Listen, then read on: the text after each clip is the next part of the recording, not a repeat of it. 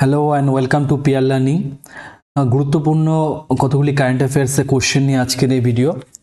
শুধুমাত্র পিএসসি পরীক্ষা নয়, তোমাদের সামনে যে পরীক্ষাগুলো আছে সব পরীক্ষা আশা করি কাজে লাগবে।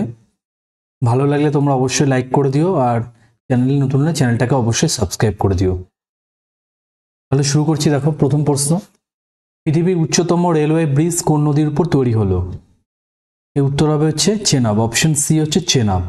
চেনাব নদীর উপর এটা তৈরি হলো। এটা উদ্বোধন করলেন হচ্ছে প্রধানমন্ত্রী নরেন্দ্র মোদী। আর এই ব্রিজের মাধ্যমে হচ্ছে কাশ্মীর থেকে কন্যাকুমারী প্রথমবারের জন্য রেলপথের মাধ্যমে যুক্ত হলো। মোট উচ্চতা কত? 359 মিটার। আর আর এই যে ব্রিজটার মোট দৈর্ঘ্য হচ্ছে 1.315 কিলোমিটার। আর এটি হচ্ছে উধমপুর শ্রীনগর বারামুলা এই রেলওয়ে লিঙ্ক প্রজেক্টের অধীনে তৈরি হলো। নেক্সট প্রশ্ন দেখো, অপারেশন অ্যাসপিডেস এই অভিযানটি নিম্নের কে শুরু করেছে? এর উত্তর কি হবে? উত্তর হবে হচ্ছে অপশন এ, ইউরোপিয়ান ইউনিয়ন। এর উত্তর হবে হচ্ছে ইউরোপিয়ান ইউনিয়ন, অপশন এ। এর লক্ষ্য কি? এর লক্ষ্য হচ্ছে লোহিত সাগর থেকে হুথি জঙ্গিদের মুক্ত করা। তোমরা জানো যে লোহিত সাগরে সম্প্রতি হুথি জঙ্গি মাথাচাড়া দিয়েছে, এবং হুথি জঙ্গিরা ওখানে লোহিত সাগর থেকে যেসব জাহাজ যাচ্ছে, বাণিজ্য জাহাজ, সেগুলোকে অ্যাটাক করছে। আর এই হুথি জঙ্গিকে মুক্ত করার জন্য অপারেশন অ্যাসপিডেস এই অভিযানটি শুরু করেছে হচ্ছে ইউরোপিয়ান ইউনিয়ন। এখানে দুটো অপারেশনের নাম দেওয়া আছে, দেখো, operation iron source. Operation iron সোর্সটা কি তোমরা জানো? অপারেশন আয়রন সোর্সটা হচ্ছে ইসরায়েল এটা হামাস জঙ্গিদের নিধন করার জন্য এটা লঞ্চ করেছে। আর অপারেশন আল আকসা ফ্লাড, এই অপারেশনটা লঞ্চ করেছে প্যালেস্টাইনের সেনাবাহিনী ইসরায়েলের বিরুদ্ধে। এটা অপারেশনটা তারা লঞ্চ করেছে প্যালেস্টাইনের সেনাবাহিনী, সেটা হচ্ছে অপারেশন আল আকসা ফ্লাড। নেক্সট 3 নম্বর, মহিলাদের জন্য মাসিক আর্থিক সহায়তা প্রকল্প মাহতারি বন্দনা যোজনা, এটা চালু হলো কোন রাজ্যে? উত্তর কি হবে? উত্তর হবে হচ্ছে ছত্তিশগড়। অপশন সি উত্তর হবে ছত্তিশগড়। ঠিক আছে, এই প্রকল্পের আওতায় যেসব মহিলা সুবিধাভোগী আছেন তাদের মাসিক 1000 টাকা করে আর্থিক সহায়তা দেওয়া হবে। কিছু রাজ্য মহিলা আর্থিক সহায়তা প্রকল্প চালু করেছে। এগুলো দেখো কি কি আছে, এগুলো তোমাদের আলোচনা করেছি, তাও একবার দেখো। গৃহলক্ষ্মী যোজনা এটা হচ্ছে কর্ণাটক সরকার চালু করেছে, 2000 টাকা করে মাসে দেওয়া হয় মহিলাদের। কালাইগনার মাগালি উড়িমা স্কিম, এই স্কিমটা চালু করেছে হচ্ছে তামিলনাড়ু। এই স্কিমের অধীনে 1000 টাকা করে দেওয়া হয় মহিলাদের আর্থিক সহায়তা। লাডলি বেহেনা যোজনা এইটা চালু করেছে হচ্ছে তোমরা জানো মধ্যপ্রদেশ সরকার, এটা 1250 টাকা করে দেওয়া হয় মাসিক মহিলাদের আর্থিক সহায়তার জন্য। আর লক্ষ্মীর ভান্ডার প্রকল্পটা আমাদের পশ্চিমবঙ্গ রাজ্য চালু করেছে, সেখানে হচ্ছে মহিলাদের বর্তমানে বেড়ে সেটা প্রকল্পটা হচ্ছে জেনারেল কাস্টের জন্য 1000 টাকা হয়েছে, আর SC STদের জন্য হয়েছে 1200 টাকা।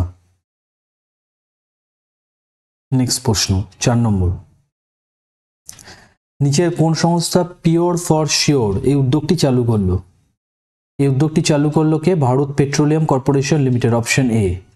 এর ফলে গ্রাহকরা কি করবে? সিলিন্ডারের সিলে একটা QR কোড দেখতে পারবেন, এবং সেটি স্ক্যান করলে pure for sure pop up দেখতে পাবেন, এবং যদি সিলিন্ডারের সিলে কোনো কারচুপি করা হয় তাহলে এই QR কোডটা স্ক্যান করা যাবে না, ফলে গ্রাহক চাইলে এই ডেলিভারিটা ফেরত পাঠাতে পারবেন। 5 নম্বর, করৌলি এলাকায় সম্প্রতি বৃহত্তম লৌহ আকরিকের সন্ধান পাওয়া গেছে। এই করৌলি এলাকাটা কোন রাজ্যে অবস্থিত? এটা অবস্থিত হচ্ছে রাজস্থান। ঠিক আছে, অপশন বি রাজস্থানে অবস্থিত, রাজস্থানে করৌলি। এখানে হচ্ছে প্রায় 840 মিলিয়ন টন লৌহ আকরিক পাওয়া গেছে, মূলত ম্যাগনেটাইট আর হেমাটাইট প্রকৃতির। এই করৌলি হিন্ডনের কাছে এটা আবিষ্কার হয়েছে, 1888 হেক্টর এলাকা জুড়ে এটা হচ্ছে অবস্থিত। 6 নম্বর কোশ্চেন, দোস্তি সিক্স সামরিক মহড়াটা কোথায় শুরু হলো? এটা হচ্ছে কোথায়? এটা হচ্ছে মালেতে হয়েছে। ঠিক আছে, মালে হচ্ছে কার রাজধানী? মালদ্বীপের রাজধানী। এই দোস্তি 6 যে সামরিক মহড়াটা এটা হচ্ছে ভারতীয় কোস্ট গার্ডের সামরিক মহড়া কোস্ট গার্ড, ভারতীয় বলা ভুল, কোস্ট গার্ডের সামরিক মহড়া। এই মহড়াতে অংশ নিয়েছে হচ্ছে ভারত, শ্রীলঙ্কা আর মালদ্বীপ, এই তিনটে দেশ অংশ নিয়েছে। আর একটা দেখো নৌবাহিনীর যে সামরিক মহড়া সম্প্রতি অনুষ্ঠিত হলো মিলান 2024, এটা অনুষ্ঠিত হলো বিশাখাপত্তনমে। এখানে ভারতের সঙ্গে বিশ্বের প্রায় 50টি দেশ এই সামরিক মহড়াতে অংশ নিয়েছিল। এটা হচ্ছে মিলান 2024।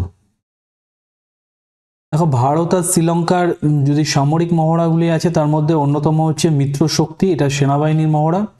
সিলিনেক্স, এটা নৌবাহিনীর মহড়া। আর ভারত আর মালদ্বীপের মহড়া হচ্ছে ইকোভেরিন, এটা হচ্ছে সামরিক মহড়া। নেক্সট প্রশ্ন 7 নম্বর। সম্প্রতি ফলি এস নরিম্যান তিনি প্রয়াত হলেন। তিনি কোন পেশার সঙ্গে যুক্ত ছিলেন? তিনি হচ্ছে আইনজীবী ছিলেন, ঠিক আছে, সুপ্রিম কোর্টের তিনি আইনজীবী ছিলেন। অপশন ডি উত্তর হবে। তিনি 2007 সালে পদ্মবিভূষণ পুরস্কার পান এবং তার আত্মজীবনীর নাম কি? Before memory fades. তার আত্মজীবনীর নাম হচ্ছে বিফোর মেমোরি ফেডস। নেক্সট 8 নম্বর। গগনযান অভিযানের মহাকাশচারীরা কে কে?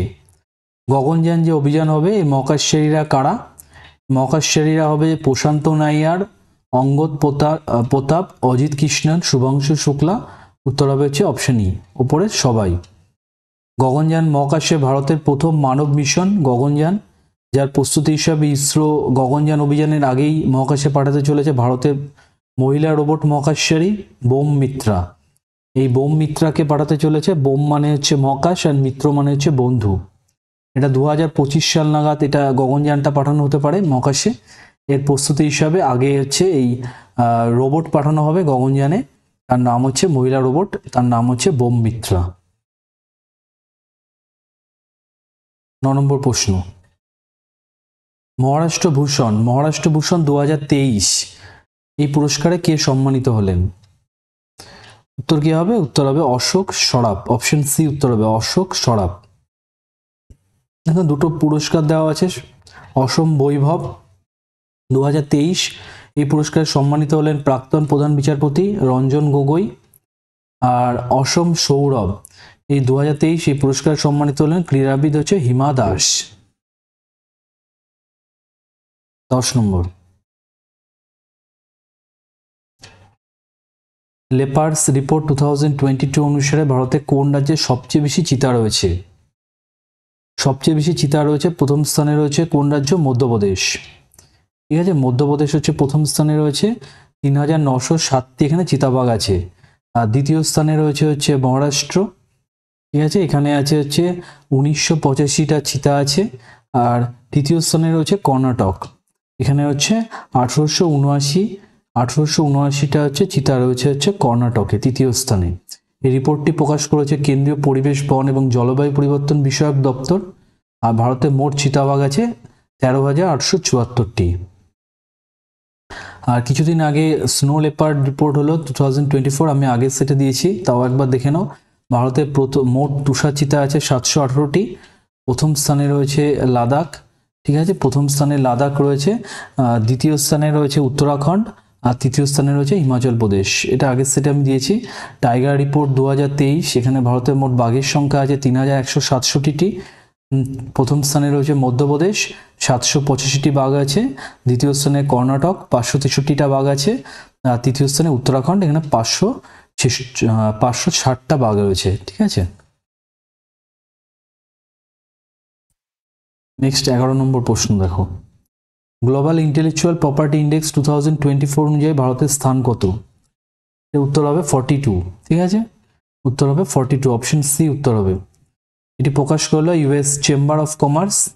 ভারতের কতগুলো স্থান দেখো। হেনলি পাসপোর্ট ইন্ডেক্স 2024-এ ভারতের স্থান হচ্ছে 85। করাপশন পারসেপশন ইন্ডেক্স 2024 হচ্ছে 93। ডেমোক্রেসি ইন্ডেক্স 2023-তে হচ্ছে 41। 12 নম্বর প্রশ্ন। 2024 সালে পশ্চিমবঙ্গে কে মরণোত্তর পদ্মভূষণ পুরস্কার পেয়েছেন? উত্তর হবে কি? উত্তর হবে সত্যব্রত মুখোপাধ্যায়। অপশন ডি উত্তর হবে সত্যব্রত মুখোপাধ্যায়।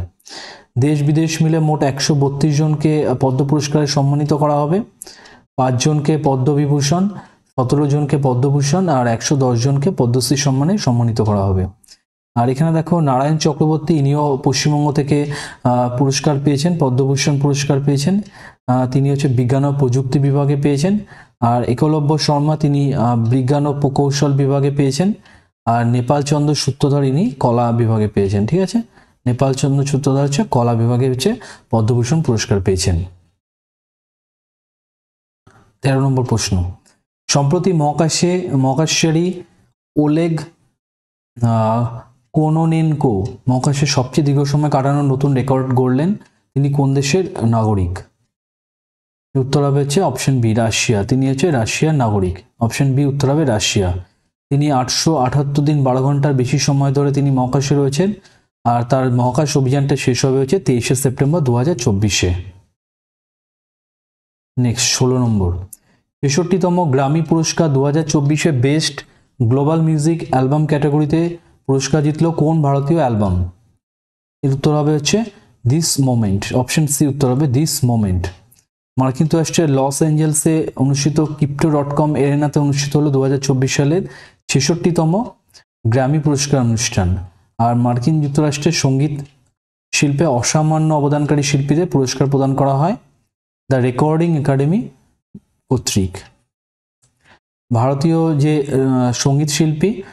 সঙ্গীত শিল্পী শঙ্কর মহাদেবন, জাকির হোসেনের ফিউশন ব্যান্ডের নাম হচ্ছে শক্তি হচ্ছে দিস মোমেন্টের জন্য সেরা গ্লোবাল মিউজিক অ্যালবাম বিভাগে গ্র্যামি পুরস্কার জিতলো। ঠিক আছে, এখানে গ্র্যামি পুরস্কার জিতেছে কিছু পুরস্কারগুলো দেখো। রেকর্ড অফ দ্য ইয়ার হচ্ছে ফ্লাওয়ার্স, এখানে মিলি সাইরাস পুরস্কার পেয়েছে record of the year. Album of the year হচ্ছে Midnights Taylor Swift. Song of the year হচ্ছে What Was I Made For Billie Eilish. Best new artist হচ্ছে the War and ট্রিটির Victoria Monet. 15 নম্বর, Australian Open 2024 পুরুষদের সিঙ্গেলসে champion কে হলেন? পুরুষদের সিঙ্গেলসে champion হলেন Yannic সিনার। ঠিক আছে, ইয়ানিক সিনার। তিনি হচ্ছে ইতালির প্রথম খেলোয়াড়। তিনি অস্ট্রেলিয়ান ওপেন জিতেন ইতালির প্রথম খেলোয়াড় হিসাবে। তিনি দানিল মেদভেদেভ, তিনি রাশিয়ার প্লেয়ার দানিল মেদভেদেভকে তিনি পরাজিত করলেন। ঠিক আছে, আর মেয়েদের বিভাগে সিঙ্গেলসের চ্যাম্পিয়ন হলেন কে? বেলারুশের আরিয়ানা সাবালেঙ্কা। দেশগুলোর নামগুলো খেয়াল রাখবে একটুখানি। তিনি কাকে হারিয়েছেন? চীনের কিউয়েন ঝেংকে হারিয়েছেন। আর পুরুষদের ডাবলসের চ্যাম্পিয়ন হয়েছেন কে? ভারতের টেনিস তারকা রোহন বোপান্না আর তার অস্ট্রেলিয়ান পার্টনার ম্যাথু এবডেনের সঙ্গে রোহন বোপান্না। 43 বছর বয়সী রোহন বোপান্না গ্র্যান্ড স্ল্যাম জয়ী সব থেকে বয়স্ক টেনিস তারকা হিসেবে রেকর্ড গড়লেন। নেদারল্যান্ডের জিন জুলিয়ান রোজারের রেকর্ড ভাঙলেন। তার রেকর্ড ভাঙলেন হচ্ছে রোহন বোপান্না। 16 নম্বর, তাইওয়ানের নতুন রাষ্ট্রপতি হলেন উইলিয়াম লাই। তিনি কোন পার্টির সঙ্গে যুক্ত? অপশন বি, ডেমোক্রেট পার্টির সঙ্গে তিনি যুক্ত। সাম্প্রতিককালে কিছু গুরুত্বপূর্ণ নিয়োগ দেখো।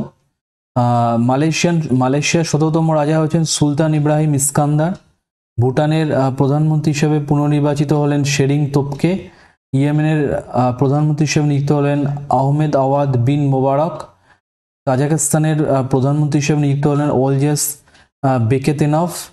ইন্টারন্যাশনাল কোর্ট অফ জাস্টিসের অধ্যক্ষ পদে নিযুক্ত হলেন বিচারপতি নওয়াফ সালাম। আর উপাধ্যক্ষ হলেন জুলিয়া সেবুতিন্ডে। আর তুভালুর নতুন প্রধানমন্ত্রী হলেন ফালিতেই তিও। 17 নম্বর, 21তম ওয়ার্ল্ড অ্যাথলেটিক্স চ্যাম্পিয়নশিপ 2027 কোথায় অনুষ্ঠিত হবে? এর উত্তর হবে হচ্ছে চীন। ঠিক আছে, চীনের কোথায় হবে? চীনের হচ্ছে বেজিংয়ে হবে। 19তম ওয়ার্ল্ড অ্যাথলেটিক্স চ্যাম্পিয়নশিপ যেটা 2023 সালে অনুষ্ঠিত হলো সেটা হচ্ছে হাঙ্গেরির বুদাপেস্টে অনুষ্ঠিত হলো। আর 20তম ওয়ার্ল্ড অ্যাথলেটিক্স চ্যাম্পিয়নশিপ 2025-এ অনুষ্ঠিত হবে কোথায়? জাপানের টোকিওতে হবে। আর ওয়ার্ল্ড অ্যাথলেটিক্স ইনডোর চ্যাম্পিয়নশিপ 2025 অনুষ্ঠিত হবে নানজিন হচ্ছে চীনে অবস্থিত। 18 নম্বর প্রশ্ন, বেসিক স্ট্রাকচার অ্যান্ড রিপাবলিক এই বইটি কে লিখেছেন? উত্তর কি হবে? এই বইটি কে লিখেছেন? এই বইটি লিখেছেন হচ্ছে PS Sreedharan Pillai. Option B উত্তর হবে। কিছু বই দেখো নিচে, ওয়াই ভারত ম্যাটার্স দুটো বই, এই বইটি কে লিখেছেন? এস জয়শঙ্কর। আর Gandhi a life in 3 campaigns এই বইটি কে লিখেছেন? এম জে আকবর আর হচ্ছে কে নটবর সিং। 19 নম্বর, তৃতীয় চার্লসের কাছ থেকে নাইটহুড পুরস্কার পাওয়া প্রথম ভারতীয় ব্যক্তিকে? উত্তর কি হবে? এটার উত্তর হবে হচ্ছে সুনীল ভারতী মিত্তাল, অপশন ডি উত্তর হবে। ব্রিটিশ এম্পায়ার পুরস্কার দেয় মূলত কলা, বিজ্ঞান, মেডিসিন এবং সরকারি কাজে এই পুরস্কারটা দেওয়া হয়। কিছু পুরস্কার দেখো, ফ্রান্সের সর্বোচ্চ অসামরিক পুরস্কার চ্যাভেলিয়ার ডি লেজিয়ন ডা অনার, এটা পুরস্কারটা পেলেন হচ্ছে ডক্টর শশী থারুর। বিজ্ঞান ও গবেষণার জন্য 33তম জিডি বিড়লা পুরস্কার পেলেন অদিতি সেনদে। স্বাস্থ্য উন্নয়নের জন্য WHO নেলসন ম্যান্ডেলা অ্যাওয়ার্ড 2024 পেল national institute of mental health and neurosciences এবং প্রফেসর বন্টলে মোবঙ্গে বৎসনার যৌথভাবে পুরস্কারটা পেলেন। নেক্সট প্রশ্ন, ভারতের কোথায় জ্যোতিষার এক্সপিরিয়েন্স সেন্টার উদ্বোধন করলেন প্রধানমন্ত্রী নরেন্দ্র মোদী? এর উত্তর কোনটা হবে? এটা হচ্ছে উত্তর হবে হচ্ছে হরিয়ানা। ঠিক আছে, অপশন বি হরিয়ানা। হরিয়ানার রেওয়াড়িতে এটা তৈরি হবে, এটা উদ্বোধন হলো রেওয়াড়ি। এর উদ্দেশ্য হচ্ছে প্রাচীন যে সংস্কৃতি আছে সেটা সংরক্ষণ করা। আর জ্যোতিষারকে বলা হয় গীতার জন্মস্থান। ঠিক আছে, এই ছিল তোমাদের জন্য কিছু গুরুত্বপূর্ণ কারেন্ট অ্যাফেয়ার্স কোশ্চেন। তোমাদের ভালো লাগলে তোমরা অবশ্যই একটা লাইক করে দিও আর বন্ধুদের অবশ্যই একটা শেয়ার করে দিও। তোমাদের ভিডিওটা দেখার জন্য অনেক অনেক ধন্যবাদ।